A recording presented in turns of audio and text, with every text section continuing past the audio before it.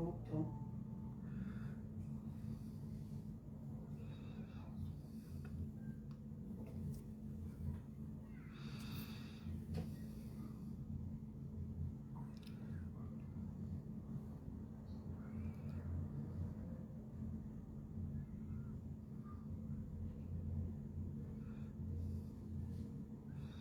Só se eu colocar os dados móveis.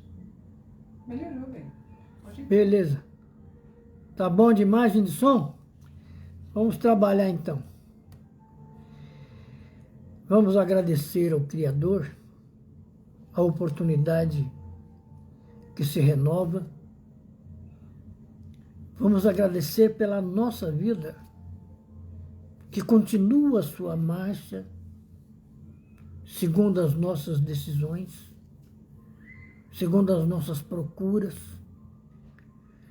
Vamos agradecer a Jesus, que luta constantemente para que nós consigamos alinhar a nossa conduta, o nosso modo de ser, aos seus ensinos. Vamos agradecer aos espíritos que nos ajudam nessa jornada. E vamos abrir o nosso coração em oração, agradecidos à direção do Núcleo de Estudos Espíritas Kaiba Rishucho, pela oportunidade do dia de hoje. Pai nosso que estás nos céus, santificado seja o teu nome, venha a nós o teu reino, e seja feita a tua vontade, assim na terra como nos céus. O pão nosso de cada dia dai-nos hoje, perdoa-nos, Jesus, as nossas dívidas, na medida em que aprendamos a perdoar as dívidas do próximo para conosco. E não nos deixeis cair em tentação, mas livrai-nos de todo mal, porque teu é o reino, o poder e a glória por todo sempre. Que assim seja. E assim nós damos por aberto o nosso aprendizado da noite. Boa noite, Calu, Sueli, boa noite, Valdemária, Cossalter, Amália. Vamos continuar o nosso aprendizado aqui, falando ainda, essa é a 9ª aula, né? A continuação da 8ª aula, né? Falando do perispírito. E por que nos importa muito falar desse instrumento que nós temos desde que o Pai nos individualizou. Tirou-nos da consciência coletiva e individualizou-nos, permitindo que fizéssemos o caminho até aqui por nossa conta e risco, e também com muita ajuda, né? De amigos espirituais, que nós fomos coletando, ganhando, colhendo ao longo do tempo, né? E hoje nós vamos falar da questão da característica de mutabilidade do perispírito, né? Porque é essa condição que permite todas as transformações decorrentes da evolução da humanidade, né? Então, vejando como é importante essa questão da mutabilidade, porque essa mutabilidade ela não altera a substância do perispírito. Boa noite, Rudney. Rudney, tudo bem contigo?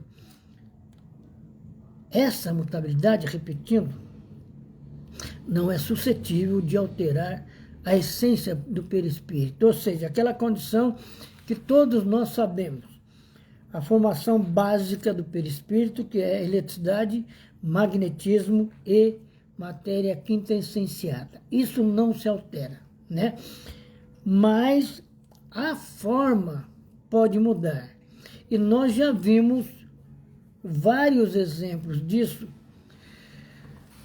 na obra de André Luiz, em que ele mostra não apenas os ovoides, mas espíritos que, de tanto pensar na condição animal, por exemplo, apresentam suas fisionomias com características animais. Mas isso, além do pensamento, da obediência, da indução de espíritos malévolos, né?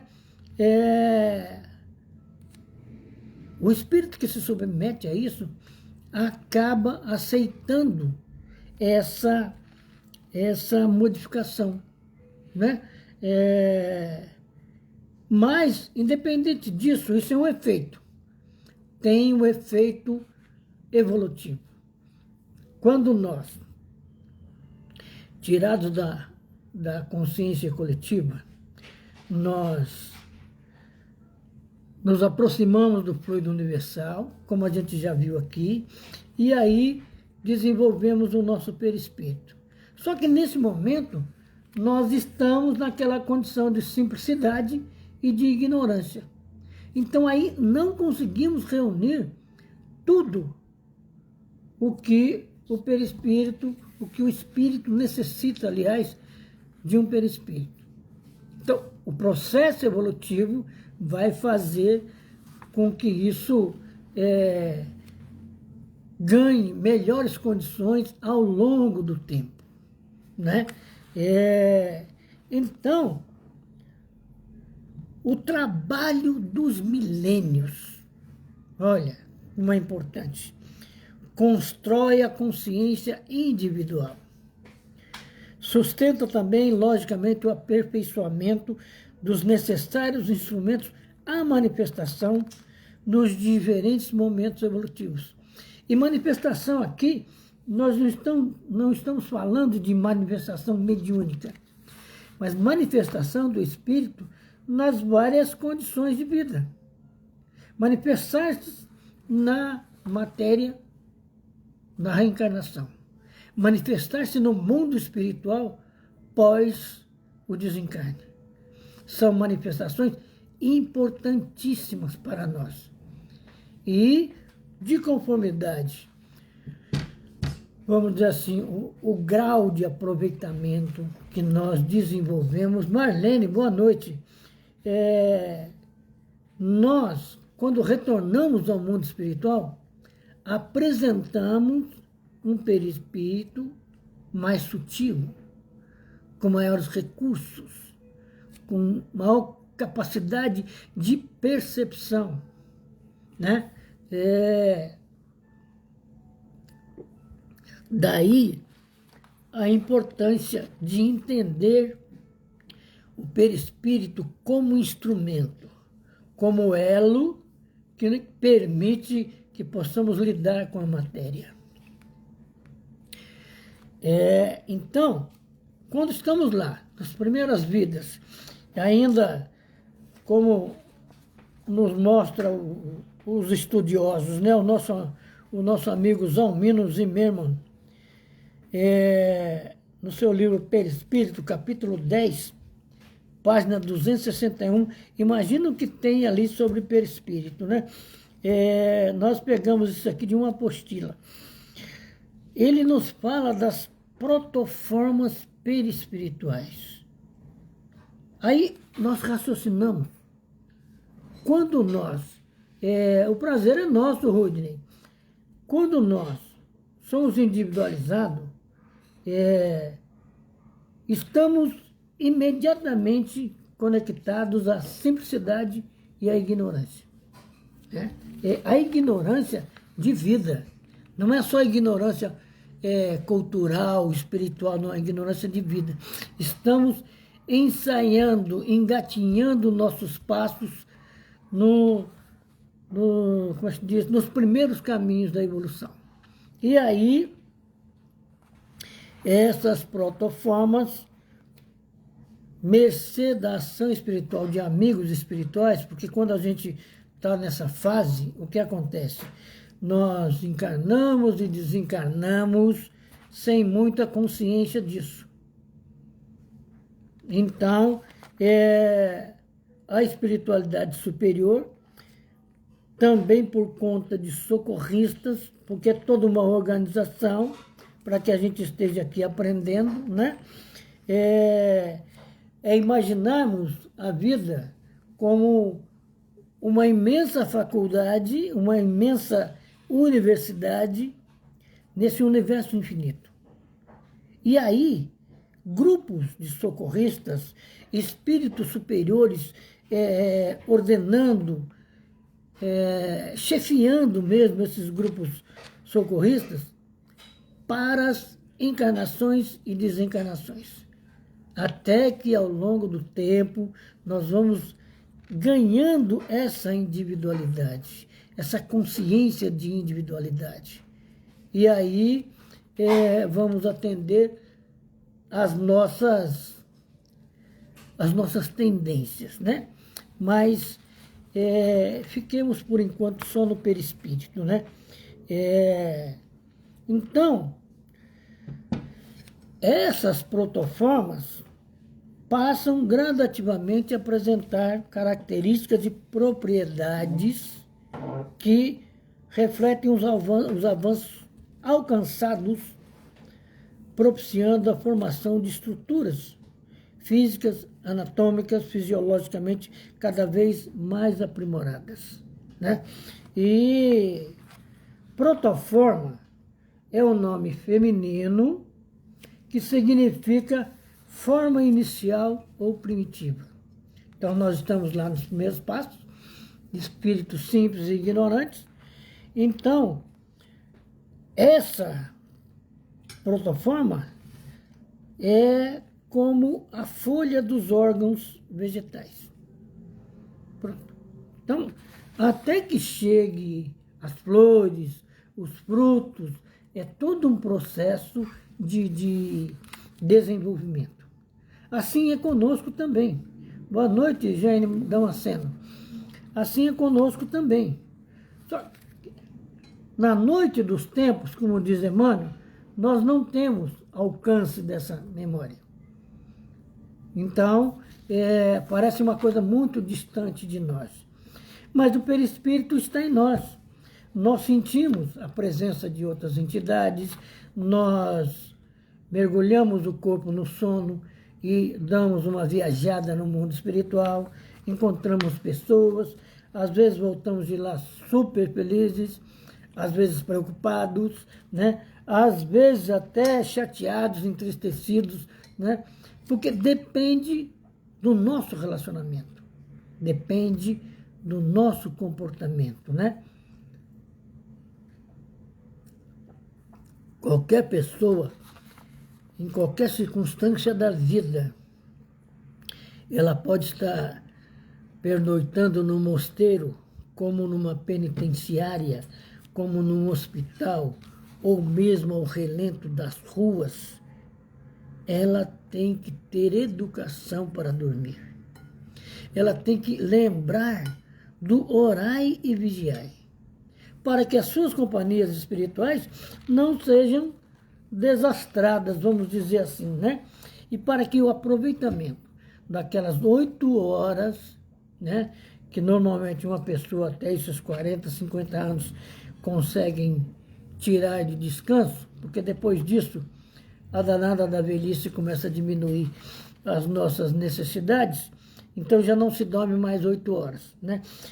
Mas aproveitando esse tempo no mundo espiritual, nós passamos lá por 8 horas. O que é que nós trazemos de aprendizado? E olha que nós deixamos o corpo aqui. O corpo não está atrapalhando a viagem do espírito. Porque aqui as obliterações, os obstáculos do cérebro. Mas no mundo espiritual, a liberdade de sentir, de alcançar, é total. Depende de cada um de nós, né? Por isso que às vezes nós vamos até em outros mundos e ficamos abismados com as coisas que nós vemos.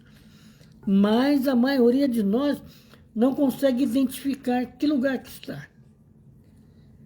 Então, se nós pensarmos em matéria de galáxia, a nossa galáxia querida, a nossa Via Láctea, será porque, eu vou fazer até uma brincadeira aqui, que a nossa galáxia chama-se Via Láctea, porque nós ainda estamos sendo amamentados, né? por necessidades, como diz o Paulo, ainda não sabemos deglutir o alimento mais sólido, né? É claro que isso é apenas uma comparação, mas para entender a importância do perispírito, né? Veja bem, nós anotamos um comentário aqui,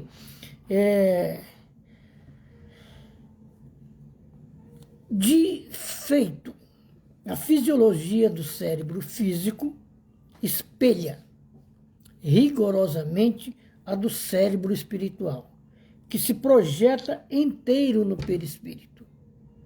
Então, o que nós descobrimos nessa expressão? Que, na verdade, o detentor da mente é o espírito.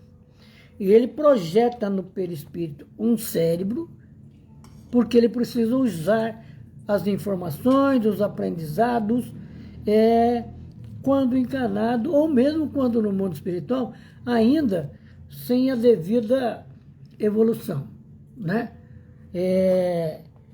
A depender muito ainda desse perispírito, que ainda não como é que se diz?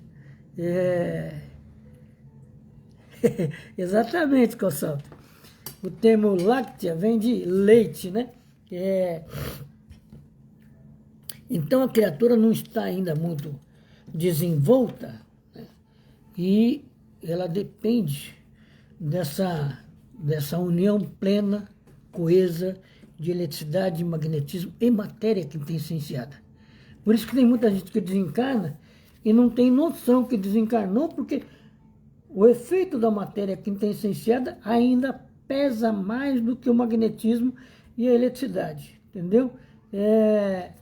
Então, exatamente, Marlene, desencarnar é a mesma coisa que sonhar, a diferença de tempo, que quando a gente sonha, volta para a matéria, quando desencarna, não volta mais, né?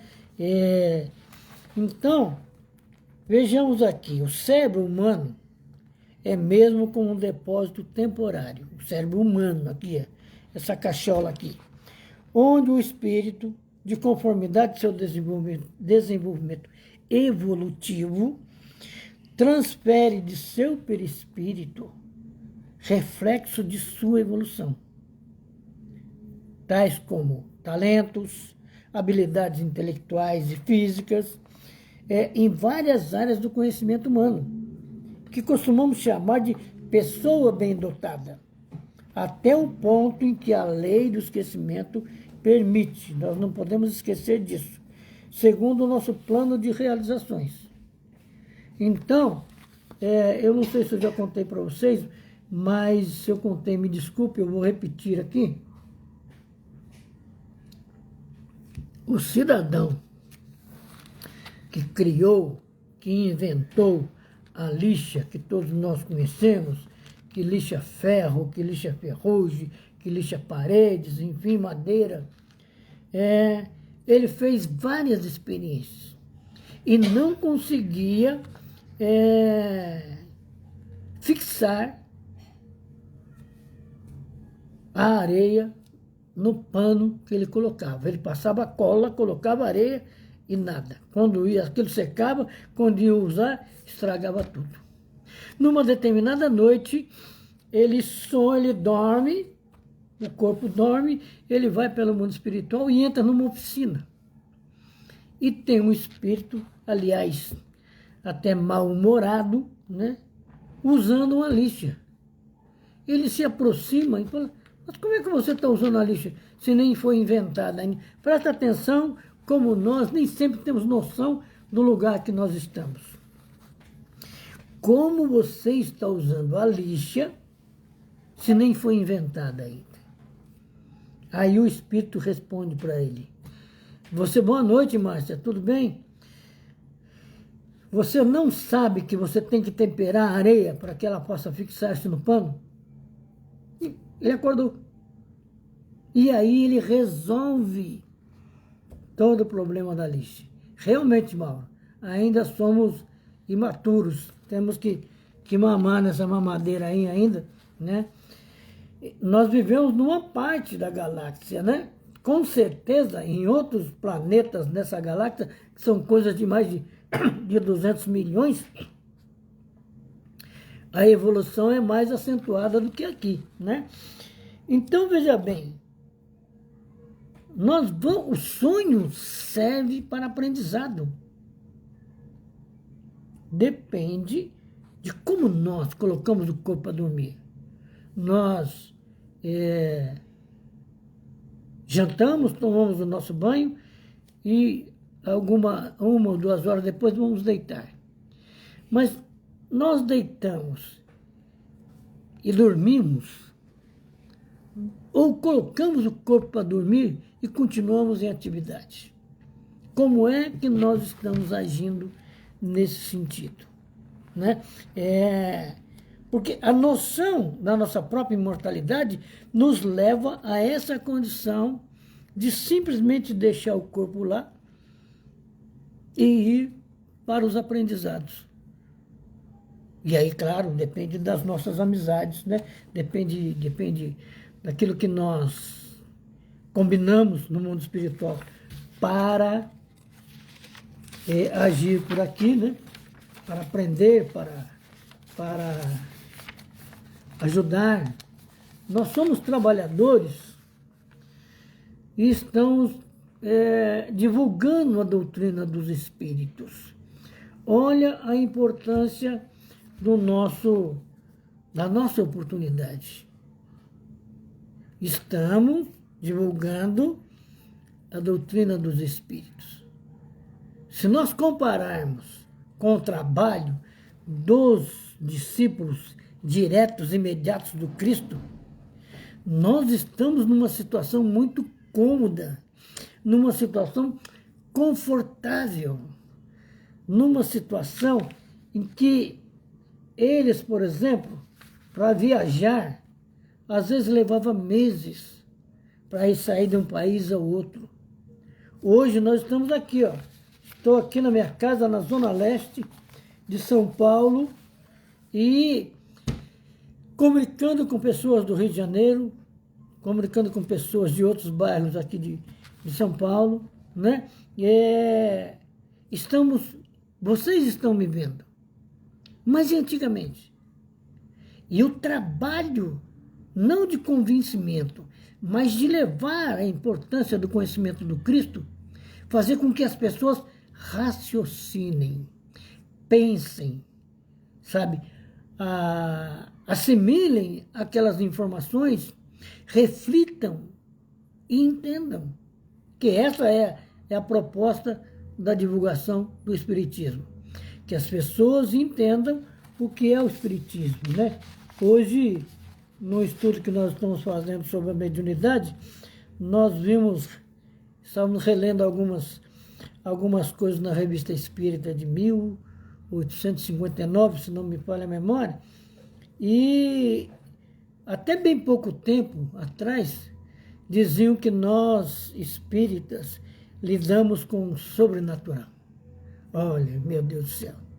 Se a coisa é sobrenatural, ela está acima da natureza, está fora da natureza.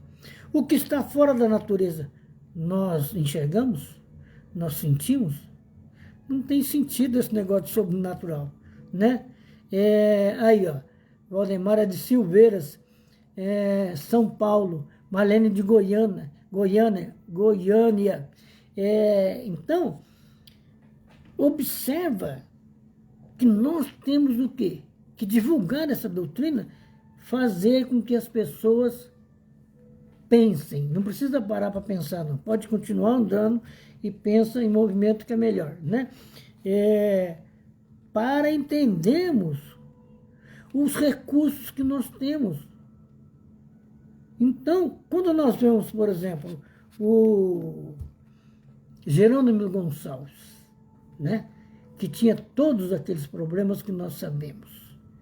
Mas imagina o estado emocional dele, de lucidez, quando o protetor espiritual disse para ele: amanhã você amanhece cego. Nós temos essa envergadura, essa estrutura para suportar isso e continuar trabalhando, entendendo, né? Mas ele passou por isso, sem estranhezas, né? Então, é importante que, por exemplo, quantos espíritos, e nós mesmos podemos fazer isso, sai do corpo através do sono, e um espírito de um surdo pode ouvir, de um cego no corpo, porque a cegueira está no corpo, não está no espírito. Ele pode ver. Rudney, Praia Grande, São Paulo, mas nascido e criado na ZL, você é dos nossos, né? Que bom, hein, Rudney? Então, olha a liberdade que nós temos. Precisamos aprender a trabalhar com isso.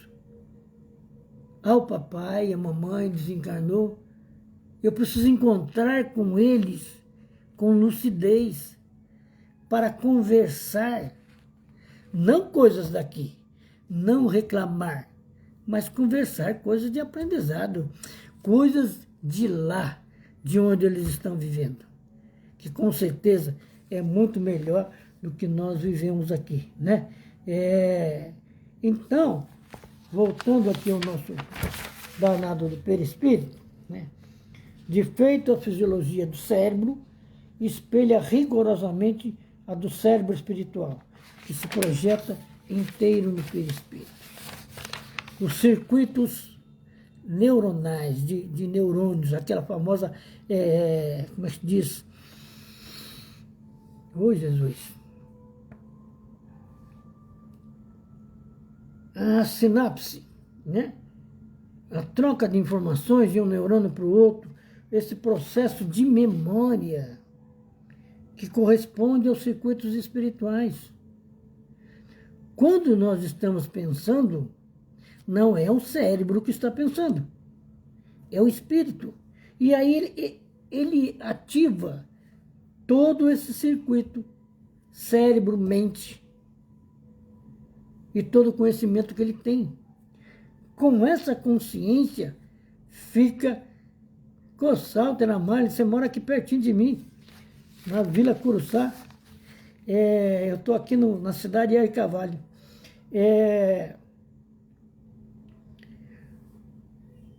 Essa condição de entender esse processo. Então, por isso que às vezes eu brinco com as pessoas, alguém quase cai ou quase é atropelado, fala: nossa, eu tive presença de espírito. Como é que é isso, ter presença de espírito? Você é o espírito presente. Você não tem que ter presença de espírito. Você tem que estar atento. Então, nesse aprendizado, nós vamos entendendo o que é a nossa mente, o que é a nossa memória, o que é o nosso cérebro, né? De como trabalhar com isso. E no processo da mediunidade, por exemplo, né? Todas as modalidades mediúnicas são possibilitadas pelas propriedades do perispírito, seja de efeito físico, seja de efeito intelectual. Aliás, o Kardec mostra em O Livro dos Médiuns que mesmo a mediunidade de efeito físico, ela passa pelo cérebro. É preciso sensibilizar o médium para poder tirar dele o fluido. Como é que chama o danado lá? Aquele esbranquiçado lá.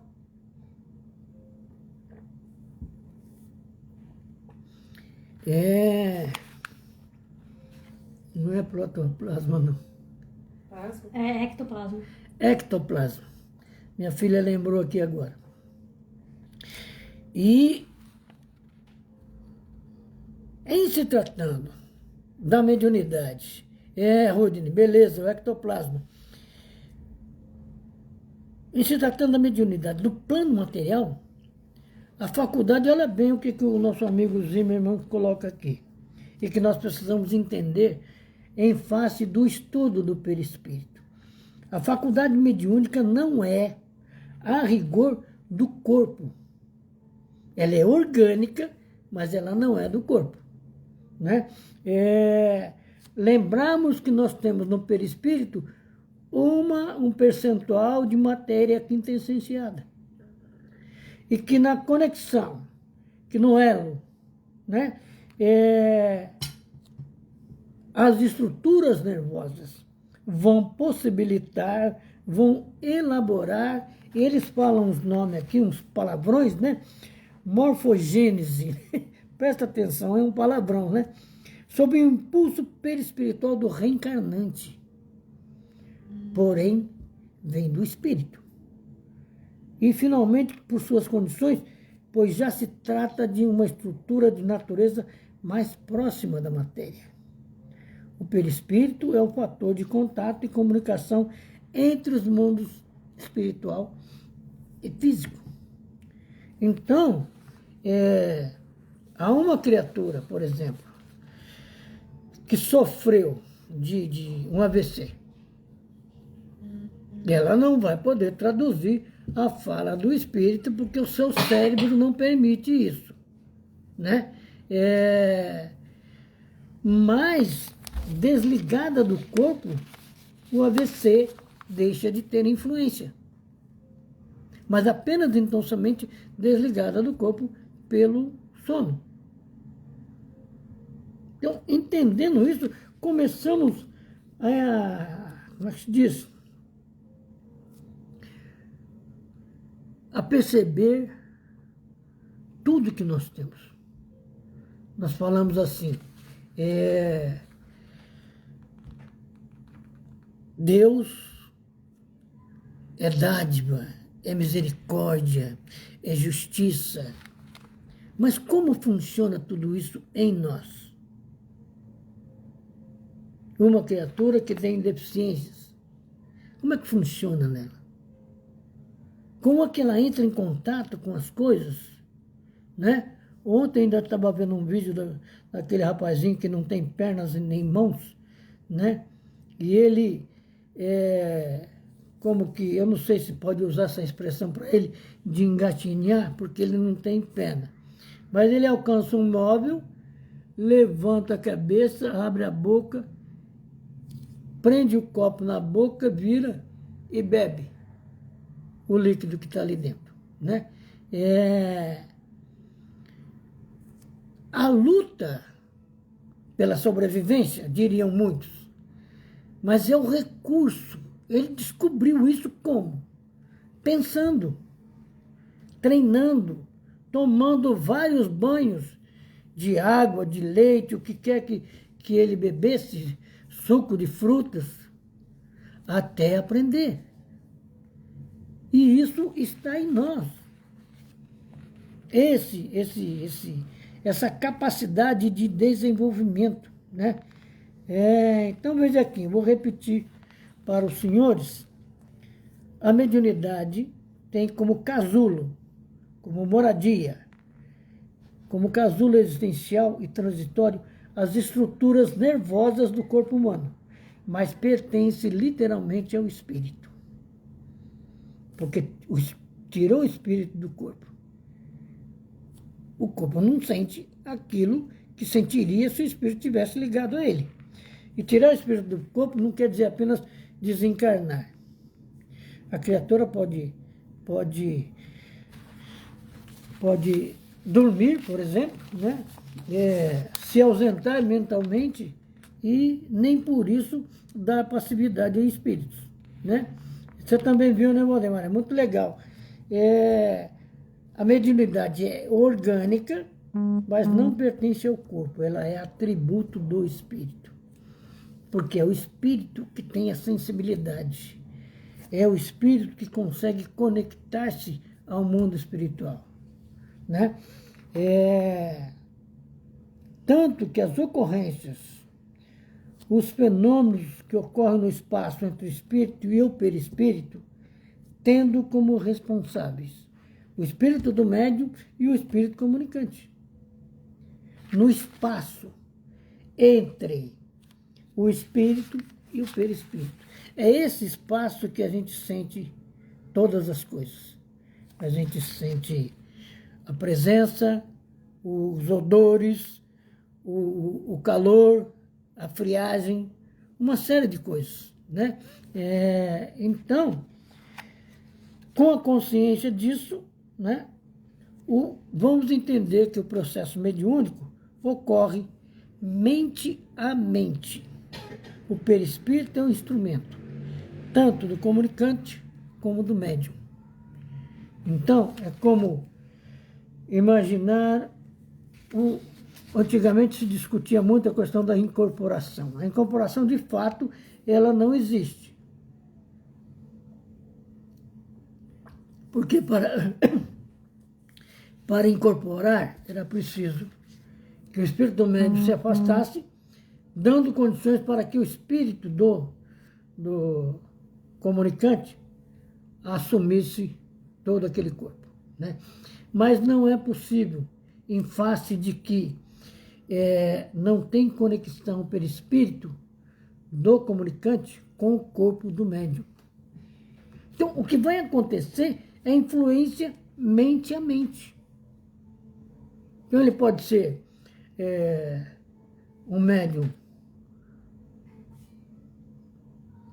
como é que eu falo? De vidente, de psicofonia, de psicografia, de várias modalidades, né? E aí, tudo isso vai ocorrer uma troca mental. Na Revista Espírita, eu acho que até fizemos um bate-papo sobre isso, sobre a atmosfera espiritual. Essa atmosfera espiritual demanda as condições mentais da pessoa e do espírito. E aí vai ocorrer a troca, que pode ser caracterizada como mediunidade, né? Então vejamos aqui. Grande parte dos fenômenos mediúnicos ocorre devido à expansibilidade do perispírito. E nós vimos em aulas anteriores o que é a expansibilidade. O perispírito se expande sem sair, sem se desligar do corpo e capta como é que chama? Isso capta a presença, capta os pensamentos, capta até condições psicológicas do espírito comunicante. Então, essa expansibilidade, ela permite a ampliação da sensibilidade do médium. Porque é como se ele estivesse se projetando do próprio corpo e sentindo o mundo espiritual, sentindo a vida espiritual, percebendo, assimilando, né? E aí possibilitando o intercâmbio, a troca, né, entre as almas desencarnadas e o plano físico.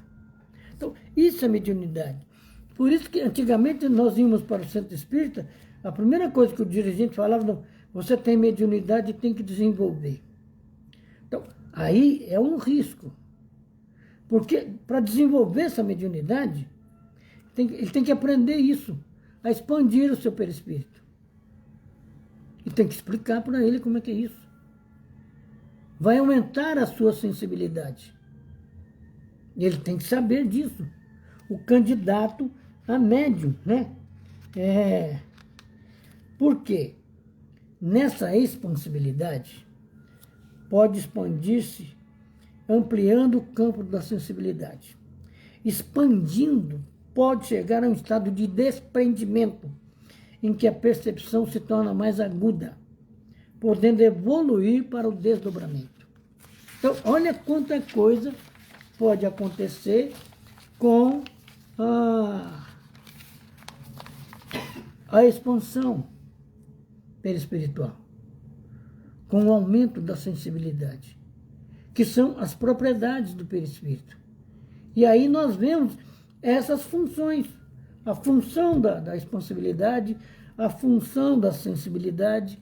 Nós estamos enxergando quanto é importante isso. Então aí, o médium, por exemplo, ele não pode chegar correndo, esbaforido no centro espírita e dali 5 minutos ele está dando passividade a espírito. Não. Por que não, Ademar? Porque ele precisa de serenidade, ele precisa de concentração, ele precisa de calma, ele precisa de foco para poder perceber o ambiente espiritual. Não, Marlene, não é mentira que ela está incorporada. Essa incorporação, ela não se dá ao nível do que nós imaginamos. O espírito independente, mas diz, ele não precisa tomar o lugar do espírito do médium. Ele vai transmitir isso, toda a comunicação através da mente do médium.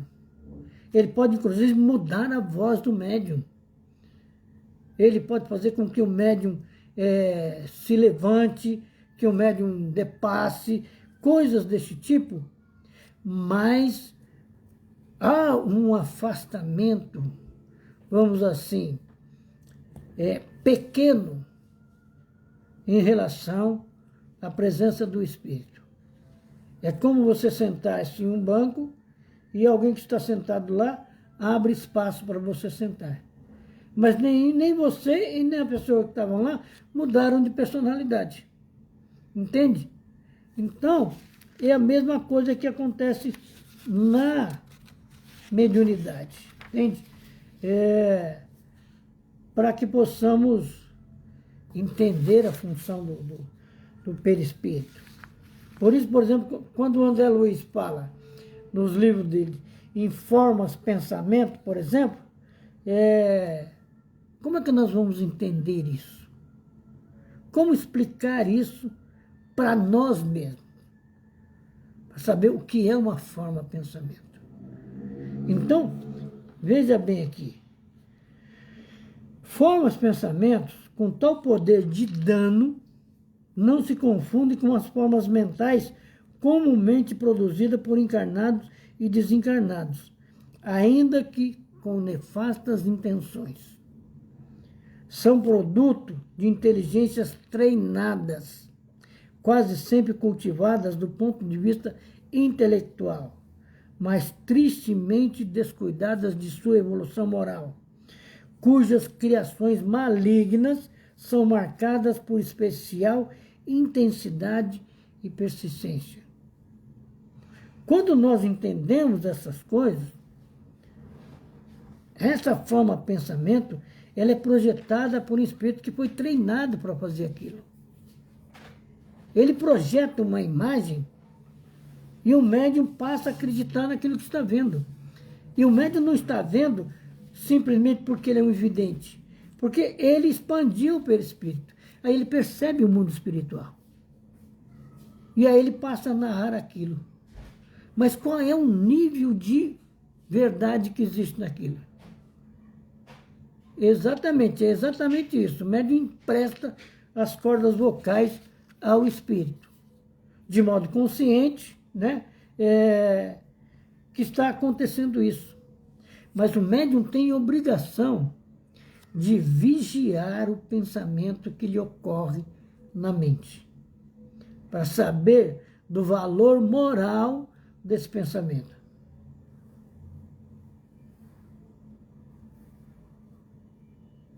existe a manifestação inconsciente do médium, é o espírito se manifestando diretamente. Não, o Rudney, no transe mediúnico, é sempre o espírito que vai falar. O médium está momentaneamente afastado. Entende? Ele pode... A questão da consciência ou inconsciência é... Como é que eu explico para você? É uma condição em que... Como é que eu explico para você? Que foi utilizada muito no passado, inclusive muitos médiuns se esconderam atrás dessa inconsciência para não ser criticados por isso ou por aquilo. Mas pouco ou quase nada importa essa inconsciência, desde que o médium tenha conhecimento do pensamento do espírito e concorde com ele.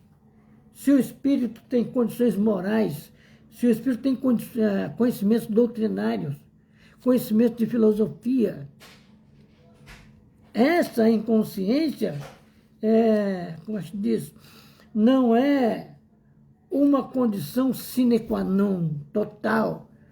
Não.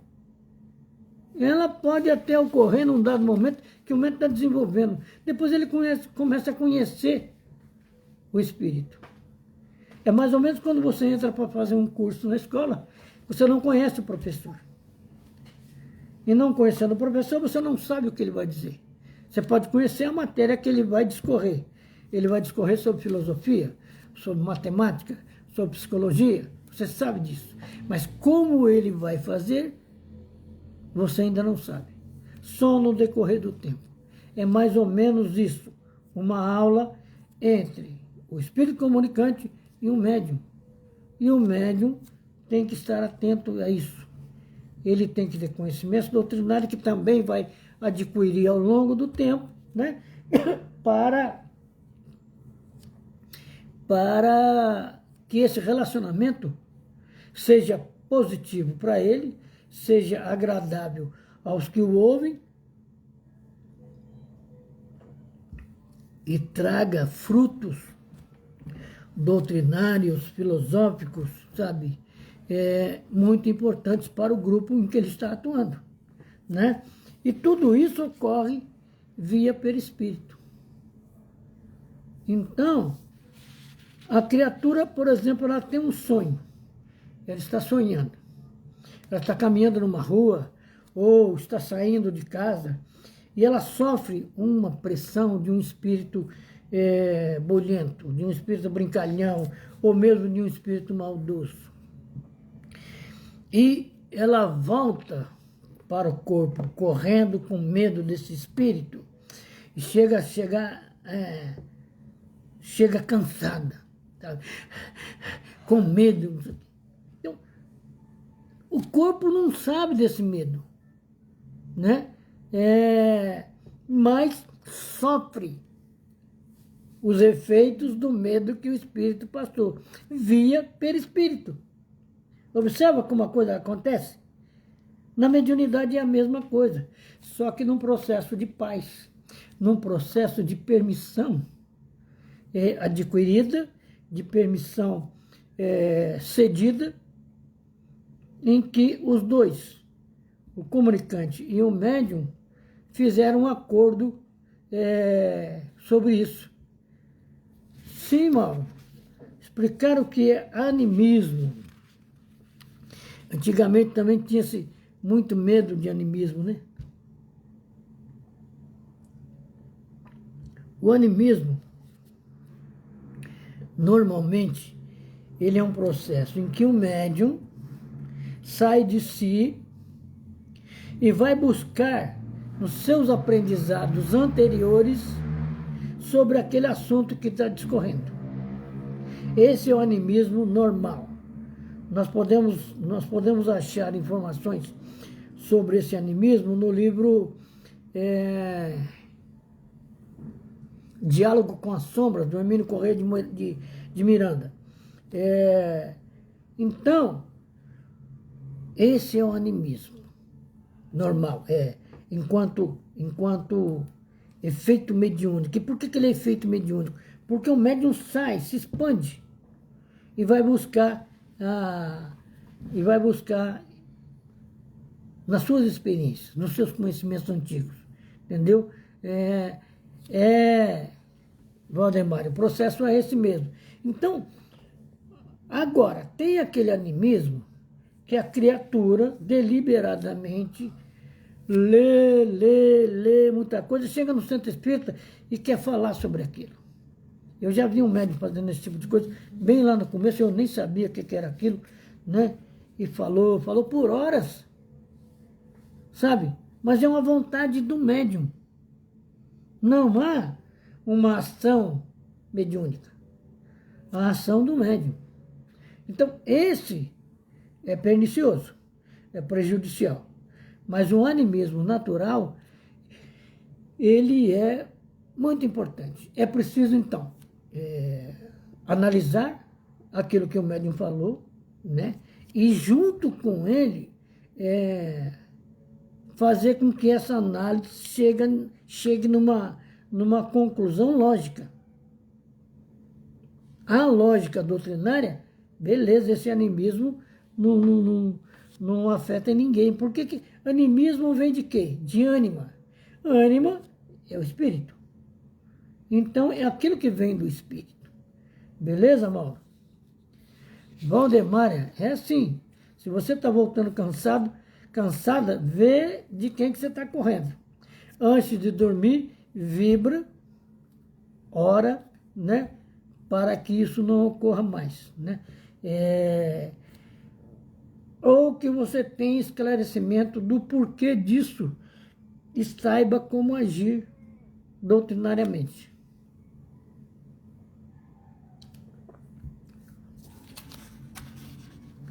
Nós estamos caminhando para o fim aqui, né? Nós vamos ver uma coisa aqui agora.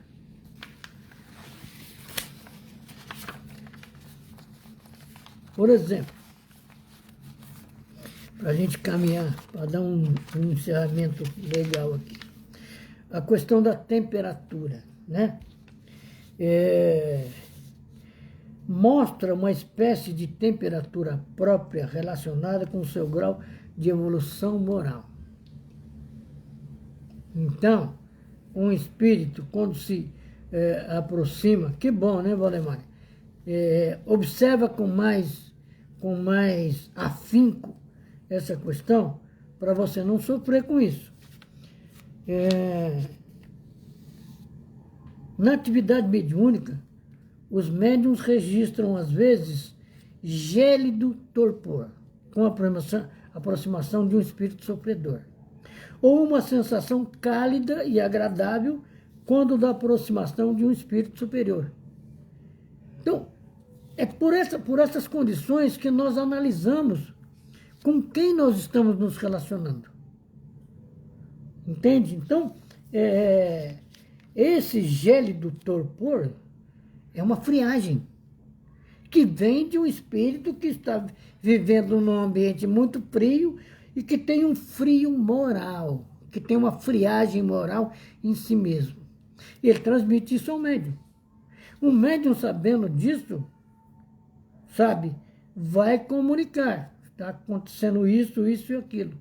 Todos da mesa vão vibrar, vão orar para que esse espírito se sinta melhor. No caso dessa cálida e agradável sensação, é uma aproximação de uma entidade superior. Superior ao médium. Não é espírito superior. Superior ao médium, né? Porque nós vemos no próprio estudo da doutrina espírita que os espíritos superiores têm dificuldade para chegar por aqui, né?